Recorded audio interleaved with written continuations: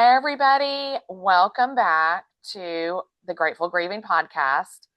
I think this is episode 5, and Katherine and I are here just to talk about our grief, our stories of the loss of our very significant people, Katherine's husband, Daniel, and my son, Henry. And I'm Betsy Furler, and this is my friend, Catherine Catherine Dane. Dane. And I didn't say all the names this time. No. And we really want to get you involved in this conversation too. So please subscribe to our YouTube channel, follow us on Instagram and now TikTok, and also leave us comments. Let us know what you want to talk about, how you feel about your grief. We want you to be a part of this too. So here we are, Catherine, on a super busy week for me. Yes. And yeah, we're in the holiday season now, so that's part of it. And then part of it is also I totally decided to change up my entire schedule and lead a whole new life this week. What are you doing? Well, I decided that after 5 years of wanting to take line dance classes, like literally 5 years ago, I located the class. It's like 2 miles from my house. During COVID, I did some of their YouTube trainings, but I never actually made it to the class. And some of that was, this was prior to Henry's death that I discovered it and decided I wanted to do line dancing. And so then Henry died. Then I separated from my ex-husband and moved to another town for a while. And then I moved back when I actually got divorced. Then I went through all that grief. And also after my divorce, I really was able to grieve Henry too, because Right. I had more time to focus. And one thing after another. And then there was like a series of, on November 11th, I was like, I'm going to this. And I went and I got there and they didn't have the class because it was Veterans Day. So then I'm like, so then the next week I had a conflict. And then I think the next week was the Thanksgiving week. And there was Right. something going on. Anyway, one thing after another, but I finally made it this week to that. And then I've also wanted to learn to play pickleball for a long time. So at one of my Thanksgiving dinners, um, some of my friends were like, "Oh, we're doing this pickleball. You should join." And I'm like, "Yeah, I should." And they're like, "Okay, next Wednesday." I'm like, "Okay, next Wednesday." So that was last night. Okay, that went well. So it went fine. Yes, I did actually make contact with the ball on the paddle. So that was good. I've never played a racket sport before in my life. Oh, no I'm not a tennis very ever? sporty person. I've never been on a team, Catherine. What? I've But you get along so well with people, and you've never done a team thing? never done a sports team. So Okay, so I am a big proponent of all kids or all people doing something team because I think it helps you in life, right? Um, totally. I'm a big proponent of it too, but I guess my parents were not. okay. Are So you yeah, petting the dog? yes. Okay, Oliver's right here. because He's your arm on the left. Okay, okay, yeah. It just looks, I don't know what weird. you're, Okay, I'll yeah, stop. I'll yeah. stop. Oliver, you gotta go. You gotta go. Um, so I started changing my schedule. Okay. Last week one of our topics we were thinking about talking about was grief and focus and attention. Oliver's not taking no for an That's answer. okay. Hi, Oliver. Hi, Oliver. Oliver, you need to come for a visit. Oliver wants to talk about grief too. Um, Now I've lost my focus talking Okay, about focus. So we were talking about, yeah, one of the things that you're a super organized person. I am so not organized, and I never do the same thing twice and with the same schedule. So for me, um, once Daniel was gone and I had to take get myself approved for the business, I was at a loss. I remember at one point I had to pack a suitcase and I couldn't even figure out how to pack. I've packed suitcases my whole life, right? This is not a tough thing. It was so overwhelming for me. I have the girls, three of the girls that worked at my office. We called them the Three Musketeers. They spent the night here. They took care of me. They kept my schedule. Harmony came and packed my suitcase for me. Um, they very much mothered me for that period of time. And it was so important to me because I couldn't do the simplest things. I was Uh-huh. taking care of the company and taking care of all the big things. Um, but I couldn't even hardly get myself dressed. And not that I was, um, I mean, there were days I didn't want to get out of bed, and there were days that I curled up, but I think we touched on this in the last episode. At the end of the day, people have to take care of themselves. So at the end of the day, my team and the people that rely on me for my business has to keep going. So with the help of the Three Musketeers, I was able to keep going. I don't know I that had a you similar doing your own business. Who was your support group there after Henry died? I had a huge support group, and I have a lot. I'm a very system oriented, strategy oriented person, always have been my whole life. So I Right. had a lot of those systems set up, which really, really helped me during grief. But at the same time, I kind of had the same experience of I didn't have problems with running my business and doing the speech therapy that I do. And I was writing in a journal every day that I ended up publishing as a book called Grateful Grieving. And I was able to do those things, but I was in a fog with everything else. Yes. And I I feel like some of that fog has lasted for almost 5 years, which is where I am now. And I'm just now kind of these past couple of weeks really getting back into the maybe social. I've been social. I've done a lot of social things actually, and I've dated a ton. I've done all of that. But what I realized last night is that I need the focus I've been working on for the last couple of weeks, and now I have a very strict schedule, and I do well with that kind of schedule that I impose on myself. But I also realized last night I was texting with a friend, and I realized last night that I had so many people swoop in to support me and mother me. But yet, Yes. when I was a toddler, I said, me do it, me do it.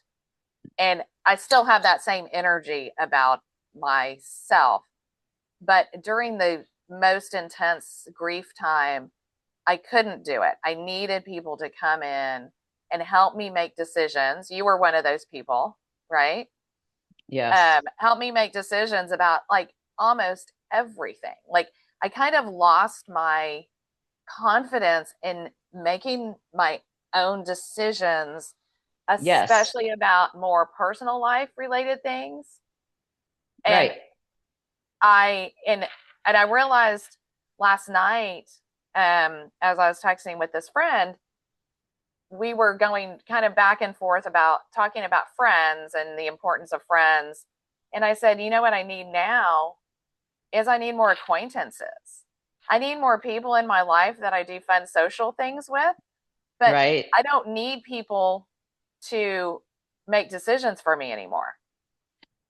You need, you love the social aspect of talking to people, and the acquaintance part of it is it fills you. It fills me too. I get mine at grocery shopping or at my daily interactions with people. I get my social filled that way. You need a little bit more than I Yeah, that do. didn't that that's part of the reason I'm also doing the line dancing and the pickleball because Right. they're Right. both things that are physically it's a physical movement type of thing, but they're Yes. both pretty social. Yes. Um, but it's also light social.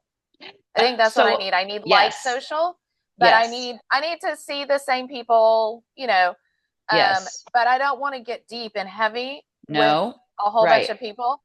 I have my core group of people I can get deep and heavy with, right, and to me that feels like more than enough now. When during more my bigger time of grief, I needed more deep and heavy people, yes, partly because you can't just rely on 4 or 5 different people when you have so much heaviness around you. You've got to, well, in my opinion, for me, I felt like I needed to spread that out among people so I wasn't burning out yes, other my friendships.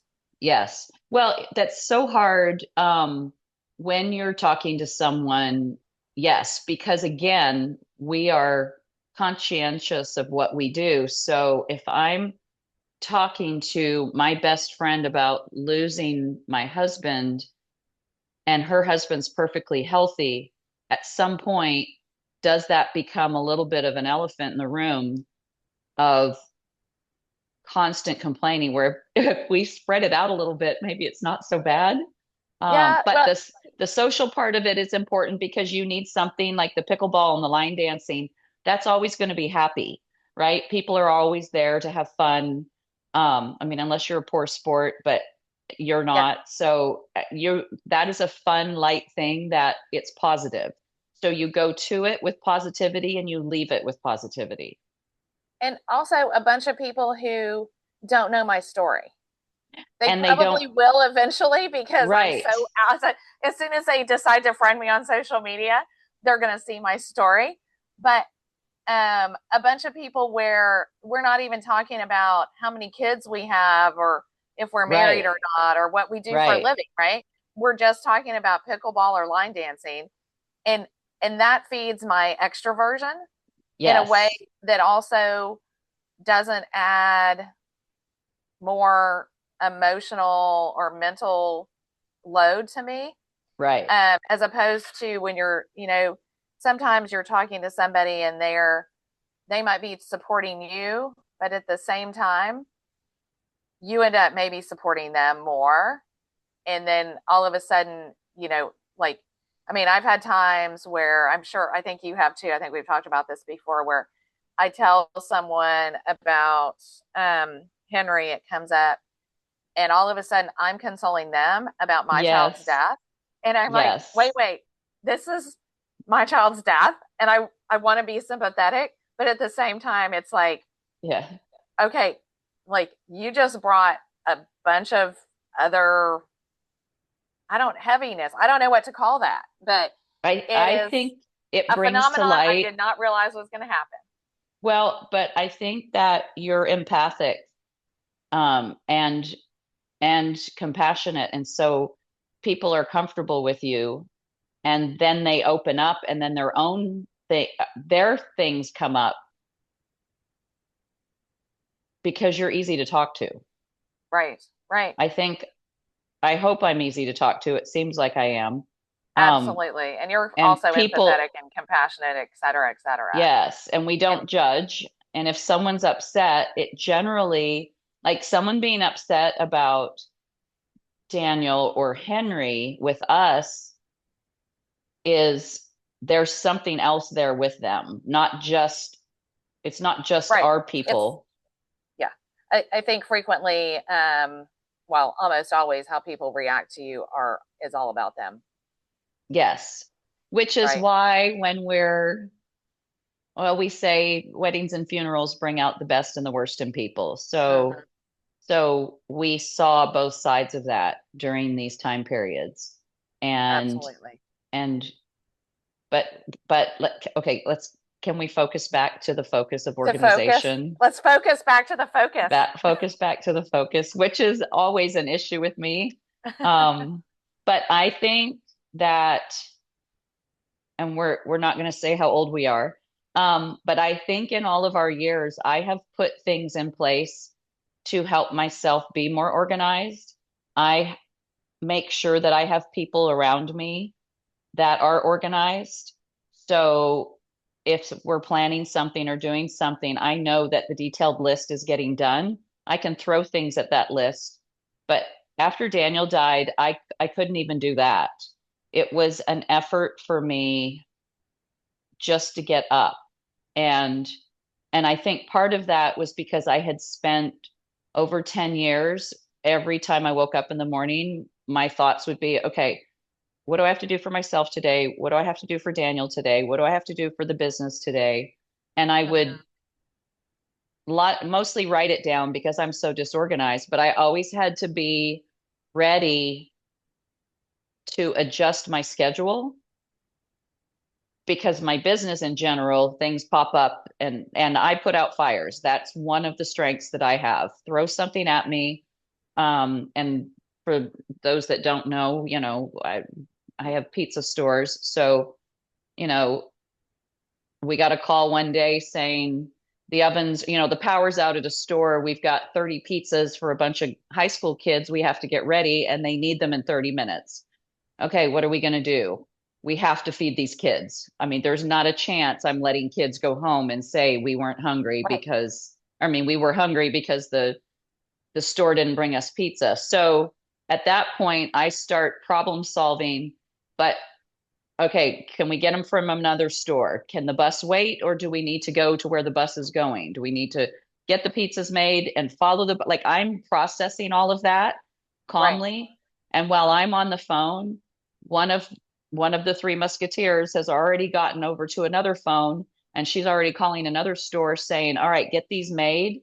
I mean, if all else fails, we'll take them to the police, to the fire station or the police station, but let's start getting these made so we can figure this out. Like that, I'm constantly doing that. So after losing Daniel, I struggled with that. Well, Um, another thing, Catherine, I'm going to interrupt you so we don't forget to go back to this. Um, the another thing I'm thinking about with that, because what I heard you say resonated so much with me of when Henry was alive and Daniel was alive, they both were medically yes, complex. And yes, so a lot of our focus and schedule was built around that medical complexity and also yes, built around the fact that at any minute that schedule could have to change because we might have yes, to go to the hospital or we might have some kind of medical thing. And I think part of the reason my schedule and focus fell apart was one, grief does that to you.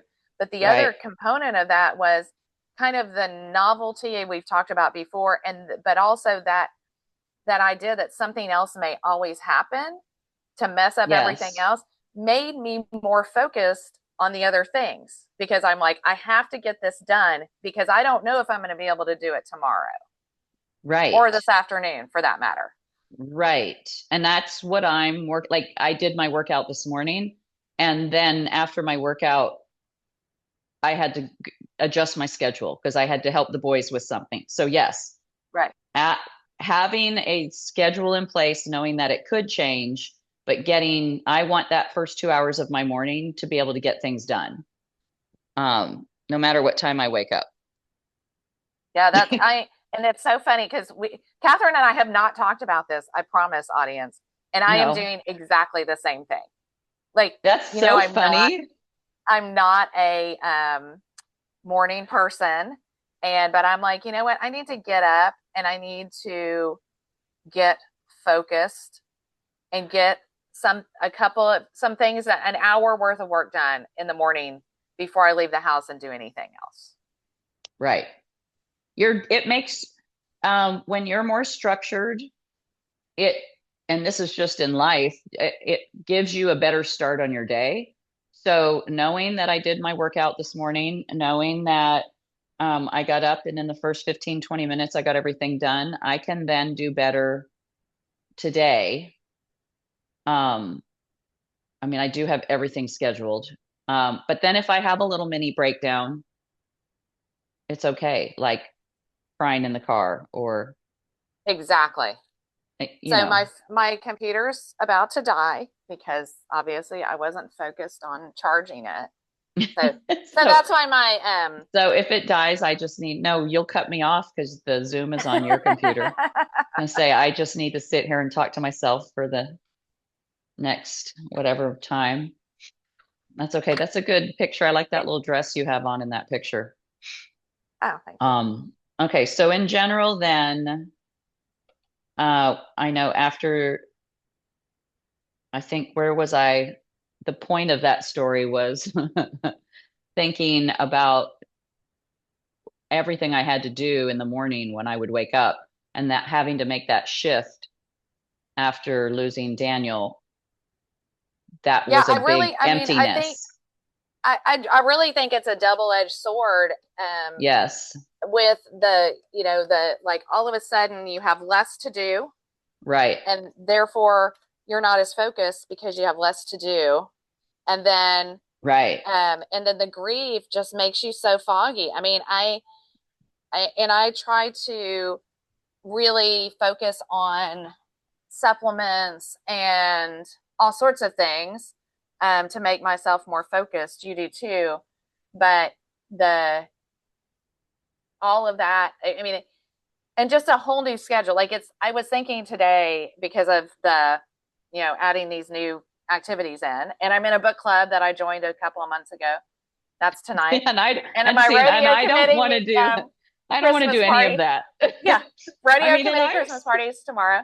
So I have yeah, this whole yeah, new no, schedule now all of a sudden. right. And I was thinking about, like, when a person very central to your life dies, it, like, besides messing up the day-to-day schedule, it just, like we were saying, it kind of messes up your purpose, Yes, I have right? been a So bit, yes, I've been a so bit lost. Yeah. yeah, you have to find a new purpose. And I think it's taken me these 5 years to really refocus my purpose. And I did, I got divorced and Sam went off to college. So I kind of lost all of that, all within 2 years of each other. Right. And refinding your purpose helps with focus. And it gives you, and I will say, so in the midst of our loss, huge loss with you, an additional loss of a marriage, um, it gives us an insecurity then. Like Yes. because when you're a little bit lost and you're not sure what your purpose is, like for me, it's like, okay, well then what am I going to do? And does anybody want that? Like, I don't know what to do now that I'm not rescuing or taking care of someone. And And I've had yeah, to, suddenly that lack of it's not yes. self-confidence, because you and I both have a lot of self-confidence, but kind of an, a lack of feeling like we can make a decision. I mean, that's the only, I can't, I'm trying to think of a Um, better way to phrase that, but that's all I can think. It's like I felt like I lost my ability to make decisions on my own. Also, maybe because I was on my own all of a sudden. you and Henry made decisions together. Daniel and I made Mm-hmm. decisions together, and losing that, and it didn't matter what it was, it losing that best person to bounce ideas off of leaves a big hole more than we Yeah. realize. It was like half my brain. I didn't make a decision, and not that everyone that knew Daniel and I well knew that he and I would always discuss things, whether we agreed or not. We would come to the best decision if it was for our business, if it was for our marriage, if it, you know, um, dealing with special people. What is like, I always valued his opinion because I knew he wouldn't tell me just what I wanted to hear. Right. And same I, thing with I Henry. need, Yeah. I need the truth. And Henry was yes, Henry was like a 65-year-old when he was born. he was, wasn't He was he? such an old soul, and he really did. I remember, before I got pregnant with Sam, Henry was almost 6 years old when Sam was born. Right. And so little 4 and 5-year-old Henry was like, Mommy, we really need another baby. I need he really wanted a sister, but he was happy with Sam.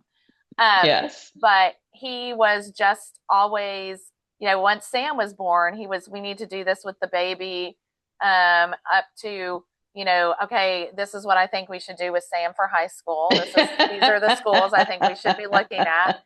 And so not just with Sam, but with everything, he was such an old soul that you're right.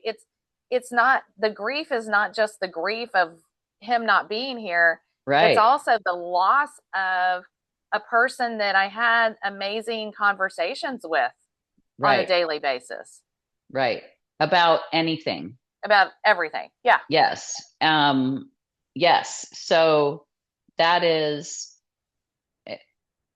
that is an emptiness that's hard to get used to, and for me, everything, we moved to Corpus Christi and built a life here and it was together. So for Right. me, Everything for you is together there, everything is was Daniel. together, and that Hmm. has been really hard to move forward, which helped me when I went to, I escaped for the summer and went to another state, and nobody knew me there. And it was really nice as I made and met new people that that they didn't they liked me, they were interested in me, but they didn't care what had happened to me. So I could just Yeah, be like my line me. dancing and pickleball people.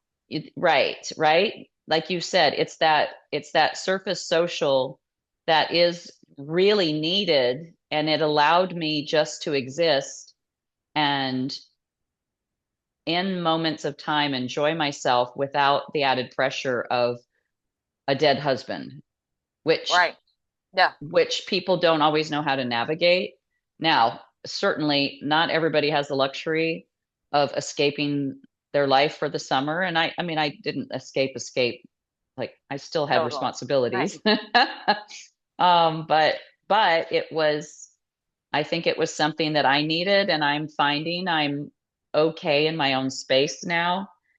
Like the boys just left for a 10-day road trip, and I'm not in a panic of what I'm going to do because I know I've gotten so much better in my own head. Yeah. Yeah, that exactly. That's, I mean, and I think you got there a little quicker than I did, honestly. But I Um, didn't have, you got hit with two. You lost your son and you True. got divorced. And so there was And the extra empty grieving nest there. because then Sammy And went off to so you college. had three Yeah. where I just had one. And my house has been filled with these hockey kids, right?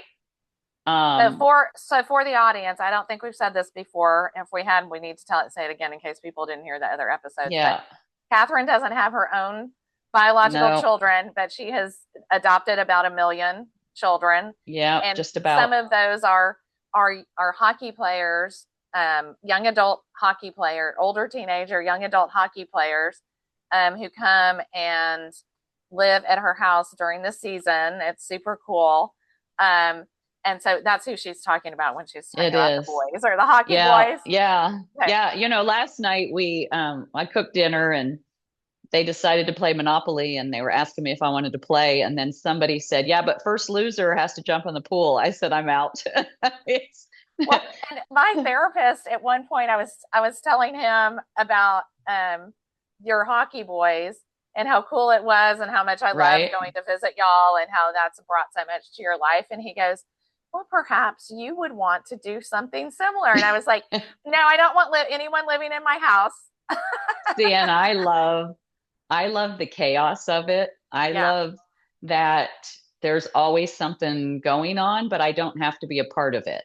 And I think that's helped my healing so much because I can for me it's a little bit of that surface social. Like it's not because I have relationships with it's these not. kids. No. But but but they it come and go, and is kids have a way of just lightening things up. But they do. I do think it's interesting because I think I lived alone till I was 27. And you didn't. No, I've So you've always always had somebody, and so I almost like now I'm embracing like the peace and joy of having my space, and I'm really enjoying that. It's like I'm back to that time prior to being married and having kids, because I lived alone from 22 to 27, I was totally alone. Um, I and you and Daniel were together as soon as we graduated from college, right? we started dating when I was working on my master's, and so yes, I always, in fact, my sister, my sister, after he died, she said, "You haven't actually lived on your own." I'm like, "Yes, I have. Yes, I have." And then I got to thinking, I'm like, "No, I haven't. I've never, ever lived by my end." So that was really tough for me because even when nobody's here, just knowing that I have someone that will be here is Yeah. comforting for Yeah. me. Um, and like, it's always a mess. There's always something going on. There's always something breaking. There's always, See, you that's know, what I can't take. Can't see take it. it. And So, okay, we need to wrap it up, Catherine. So, okay. do you have anything else that you want to say to our Just that I'm wonderful making friends who lists. are watching us? Make a list when you're grieving, make a list. Whether it gets done or not, it doesn't matter. I have lists everywhere. They I eventually think get done. systems, yeah, I agree. I think systems, schedules, things, Yes, if you can put yourself on some kind of schedule, to help automate your life a bit, I think that right. helps tremendously. And I would also say embrace your friends who want to help you, especially in those Yeah, yes, those first couple of years. I mean, you need it, and I people aren't agree. going to always say the right things, but but the support has helped me really move forward with my grief. And that happened to me yesterday. I was on a tight schedule and I got to my friend's house and she and her mother, they just lost her grandmother. And I said, I can't stay. I only have a minute. And then her mother started talking and I said to myself, this is important. Yeah. And, 20 minutes, 30 minutes later, my schedule didn't matter at that point because I was there to spend a moment with them. But because I had had my schedule organized, I still had time to do what I needed to do. Like that, I think a schedule is super important. At least yes, even if you can't follow it exactly, it adds it it some keeps you structure. going. Yes. Yes. Yes. So, Okay. okay, with that, on that note, we're going to say goodbye. Thank you, everybody, for joining us today. And please subscribe to our YouTube channel. Follow us on Instagram and TikTok, Grateful Grieving. I'm Betsy Furler, and this is my friend Catherine Green Dane. Oh, I said all three again. Um, and keep coming back and also comment and talk to us and let us know what your feelings about grief are and what you're going through. And we'd love to also incorporate some of those questions or comments in our shows in the future. So please comment. And thank you so much for watching. See you Bye. later.